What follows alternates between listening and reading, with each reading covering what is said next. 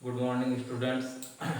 तो हम लोग जो आगे देख रहे थे ठोस अवस्था चैप्टर, तो उसमें पदार्थ के विद्युतीय गुण के बारे में देखे थे। अब हम लोग उसके चुंबकीय गुण के बारे में पढ़ेंगे। तो ये पदार्थ में जो चुंबकीय गुण है ये आया कहाँ से? तो किसी भी पदार्थ का चुंबकीय गुण किस बात पर निर्भर करता है या कैसे उसमें चुंबकीय गुण उत्पन्न होता है? तो इसके लिए हम लोग कह सकते हैं कि आवेश मतलब चार्ज का समान दिशा में चक्रण।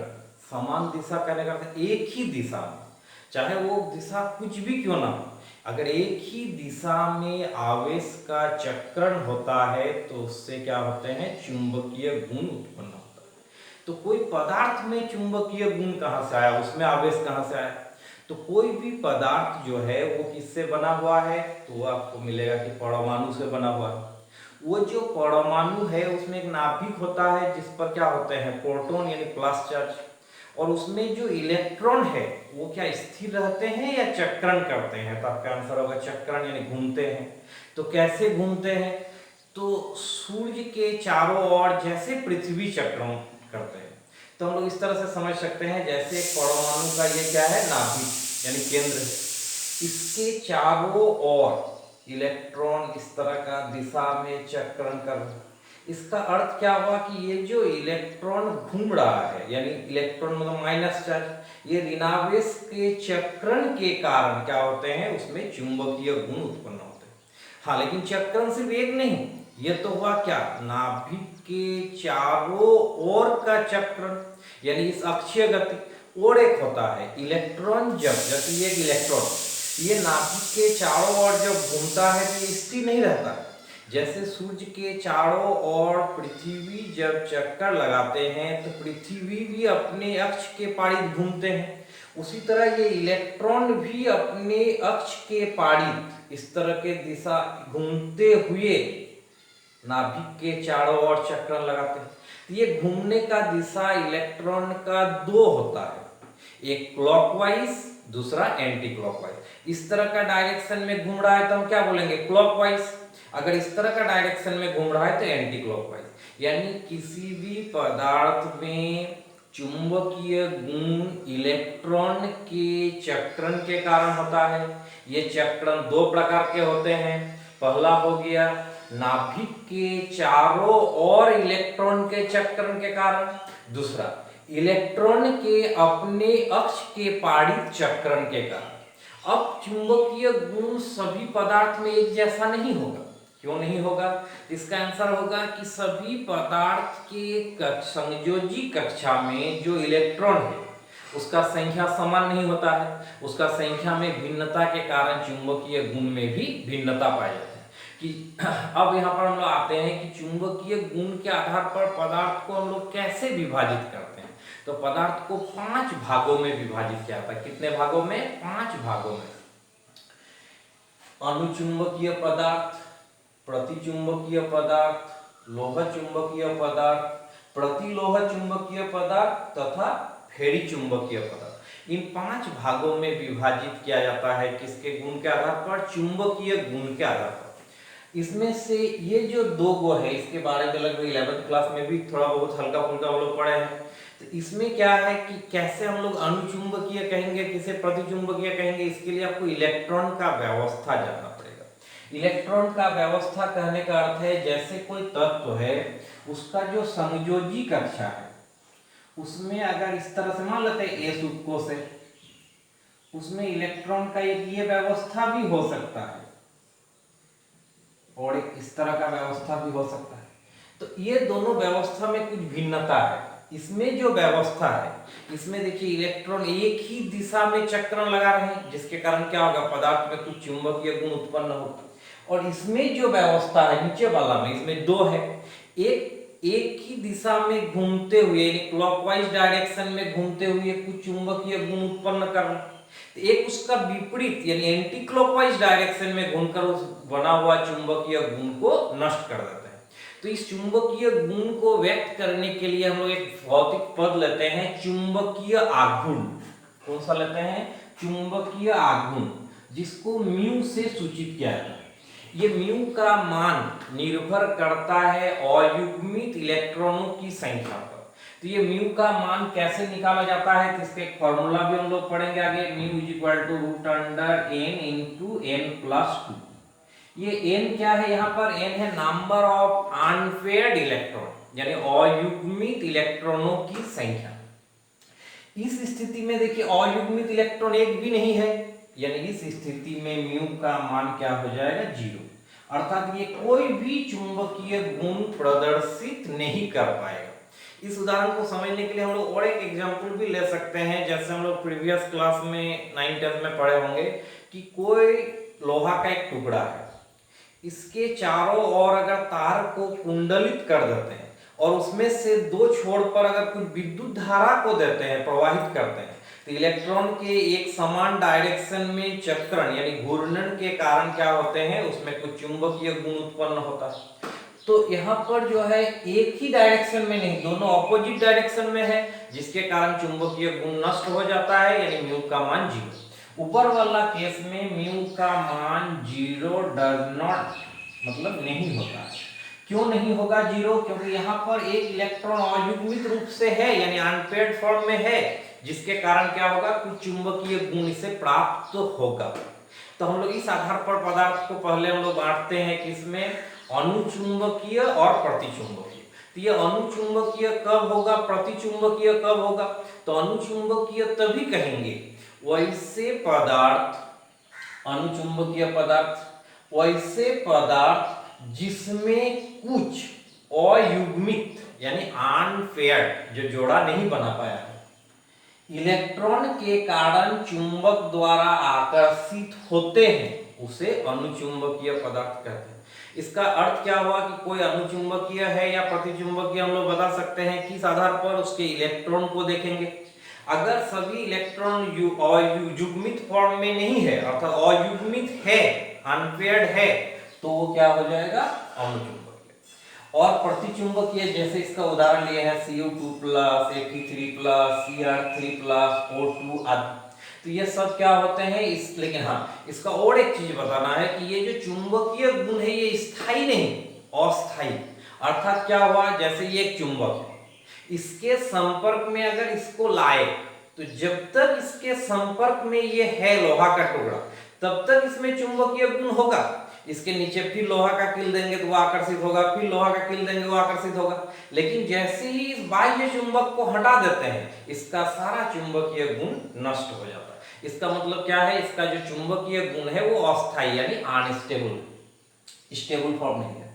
प्रतिचुंबकीय पदार्थ, तो प्रतिचुंबकीय पदार्थ किसे कहेंगे, ऐसे पदार्थ जिसके परमाणु में मौजूद सभी इलेक्ट्रॉन, यानी जितना भी इलेक्ट्रॉन उस परमाणु में है, सबका सब युग्मित होने के कारण, मतलब जोड़ा के रूप में रहेगा। और जोड़ा के रूप में इलेक्ट्रॉन है तो हम लोग जानते हैं एक का डायरेक्शन क्लॉकवाइज तो दूसरे का डायरेक्शन एंटी क्लॉकवाइज। अर्थात क्या होता है कि एक चुंबकीय गुण बनाता है तो दूसरा उसके विपरीत दिशा में घूमकर उस चुंबकीय गुण को नष्ट कर देता है। तो चुंबकीय बल रेखाओं को दुर्बल रूप से प्रतिकर्षित करते हैं। जैसे यहाँ आकर्षित हुआ, यहाँ उसका जस्ट विपरीत शब्द के लिए क्या लिखा गया है, प्रतिकर्षित करते हैं, उसे प्रतिचुंबकीय पदार्थ कहते हैं। जैसे NaCl, NaCl किससे बना हुआ है, Na+Cl-।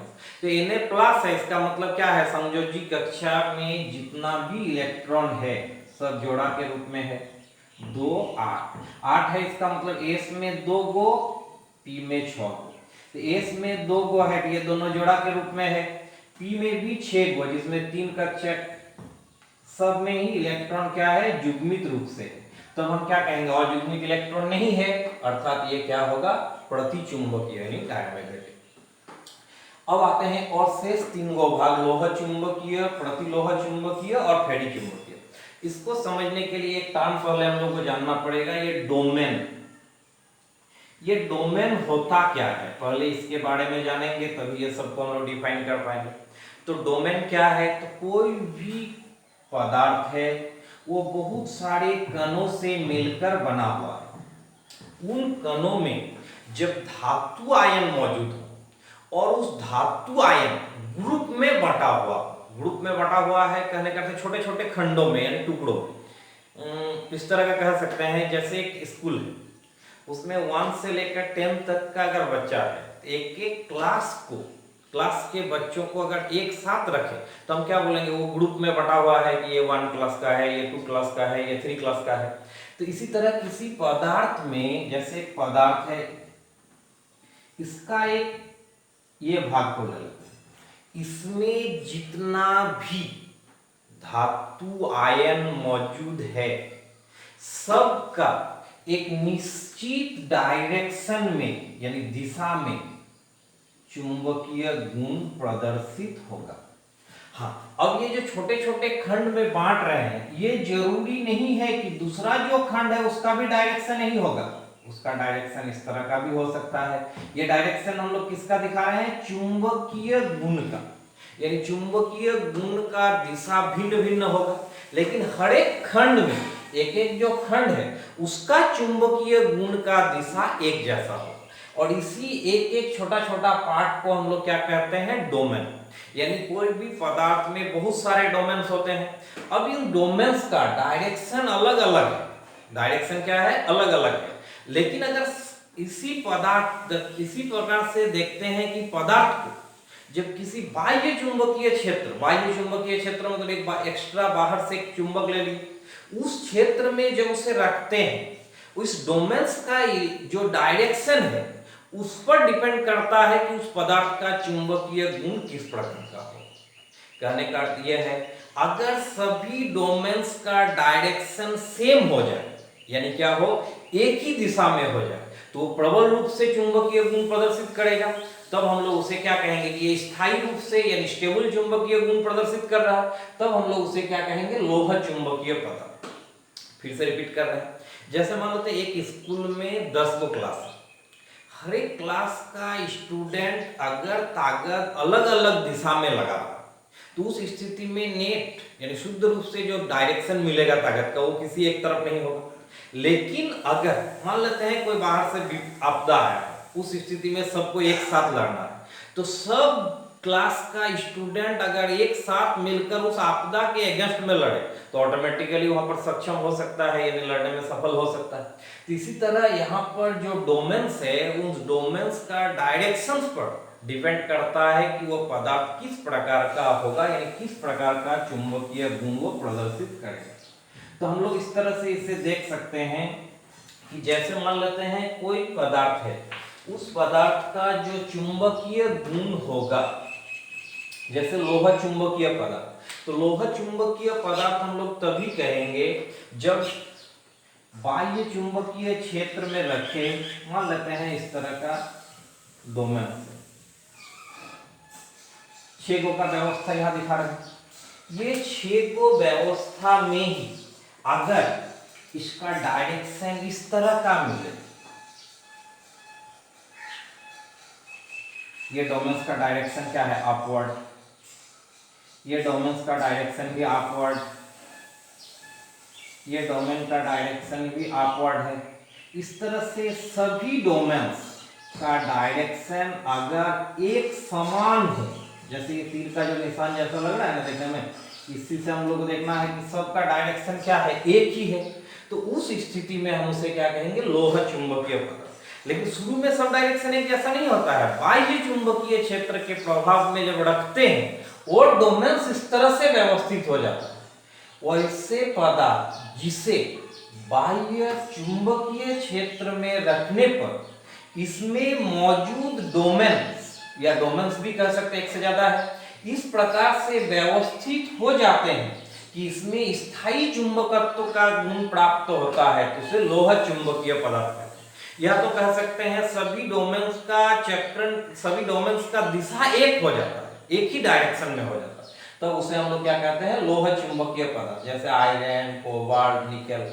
और इस तरह के पदार्थ में क्या होते हैं, स्थायी चुंबकत्व का गुण होता है, स्टेबल, अर्थात चुंबकीय क्षेत्र को हटा लेने पर भी उसमें क्या होते हैं, चुंबकीय गुण रह जाता है, तब हम लोग उसे क्या कहते हैं, लोह चुंबकीय पदार्थ। और कुछ पदार्थ इस तरह का भी होते हैं कि उसे जब हम लोग क्या करते हैं, बाह्य चुंबकीय क्षेत्र में रखते हैं, तो उसका जो डोमेन्स है वो इस तरह से अरेंज हो जाता है कि एक दूसरे का विपरीत कहने का अर्थ है, जैसे ये डायरेक्शन ये है तो नेक्स्ट वाला का डायरेक्शन इस तरह का,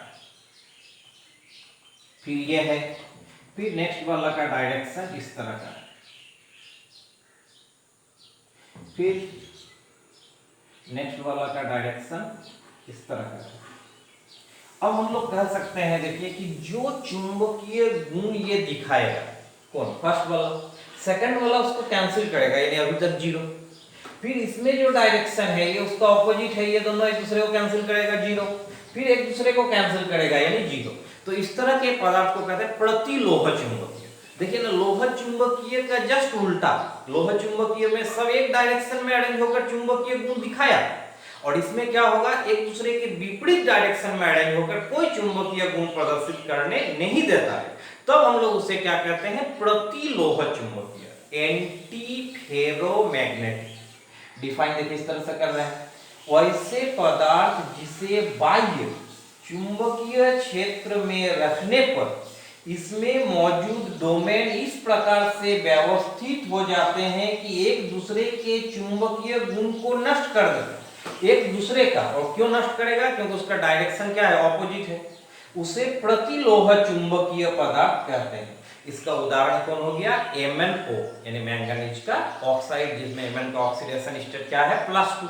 तो इस तरह के पदार्थ को हम लोग क्या कहेंगे, प्रतिलोह, यानी प्रतिलोह चुंबकीय में सेट कीजिए क्या हुआ कि जो डोमेन्स का डायरेक्शन है वो क्या है, जितना संख्या में अपवर्ड है यानी एक डायरेक्शन में है, पैरेलली जितना है, एंटी पैरेलली जस्ट उतना ही संख्या में होगा, यानी दोनों अगर इक्वल संख्या में हो गया तभी नेट डायपोल मोमेंट हमको क्या मिलेगा, यानी द्विध्रुव गुण क्या मिलेगा, जीरो। फिर पांचवा प्रकार में आते हैं कौन सा, फेरी चुंबकीय पदार्थ। इस फेरी चुंबकीय पदार्थ में क्या होते हैं, इसे भी जब बाह्य चुंबकीय क्षेत्र में रखते हैं तो डोमेन्स का डायरेक्शन इस तरह से व्यवस्थित हो जाता है कि पैरेलल में जितना है, एंटी पैरेलल में जस्ट उतना नहीं होकर उससे कुछ भिन्न होगा। तो भिन्न होगा तो नेट जीरो नहीं आएगा, क्या होगा, डायरेक्शन में कुछ आ जाएगा, और कुछ के कारण ये क्या होते हैं, चुंबकीय गुण प्रदर्शित कर पाते हैं। यानी कहने का अर्थ इस तरह का है, जैसे अगर ये दो गो का डायरेक्शन अपवर्ड तो एक गो क्या हुआ, डाउनवर्ड। यानी देखिए ये एक दूसरे को कैंसिल कर दिया, लेकिन इसके कारण कुछ चुंबकीय गुण मिला। फिर आगे बढ़ते हैं और इस तरह का अगर डायरेक्शन शो होता है, फिर हम क्या बोलेंगे, ये दोनों का डायरेक्शन देखा अपवर्ड तो ये डाउनवर्ड, ये एक दूसरे को कैंसिल किया। इसका अर्थ क्या हुआ, ये दो को जो डोमेन है इसके कारण पदार्थ कुछ चुंबकीय गुण प्रदर्शित किया। और हम लोग कहेंगे पैरेलली एंटी पैरेलली, तो समांतर क्रम में एक ही दिशा में यहाँ पर कितना है, 4, और एंटी पैरेलली कितना है, 2। इसका मतलब 4 से 2 घटा देते हैं तो 2 डोमेन्स के कारण हमको यहाँ पर चुंबकीय गुण मिल रहा है। तो वैसे पदार्थ जिसे बाह्य चुंबकीय क्षेत्र में रखने पर डोमेन इस प्रकार व्यवस्थित हो जाते हैं कि समांतर तथा प्रति समांतर यानी पैरेलल और एंटी पैरेलल में इसका संख्या असमान होते हैं, यानी इक्वली नहीं होके क्या होते हैं, अनइक्वल होते हैं। तो उसे फेरी चुंबकीय पदार्थ, फेरी मैग्नेटिक सब्सटेंस कहते हैं। इसका उदाहरण कौन सा हो गया, Fe3O4। तो इसी तरह से हम लोग पदार्थ के चुंबकीय गुण के आधार पर पदार्थ को 5 भागों में विभाजित कर सकते हैं, जिसमें से ये पहला 2 को जो भाग है ये इलेक्ट्रॉन के आधार पर हम लोग व्यवस्थित करते हैं यानी बांटते हैं, और ये जो 3 गो है ये क्या है, उसमें मौजूद डोमेन्स के आधार पर। तो इस तरह से हम लोग चुंबक पदार्थ के चुंबकीय गुण के बारे में पढ़ लिए। तो इसी के साथ जो है सॉलिड स्टेट चैप्टर के बारे में तो यहाँ पर कंप्लीट हम लोग कह सकते हैं कि उसके बारे में जितना हम लोग का सिलेबस में था वो तो पूरा हो गया। अब हम लोग नेक्स्ट आगे जो है फिजिकल का ही सेकंड चैप्टर सॉल्यूशन के बारे में पढ़ेंगे। ठीक, थैंक यू।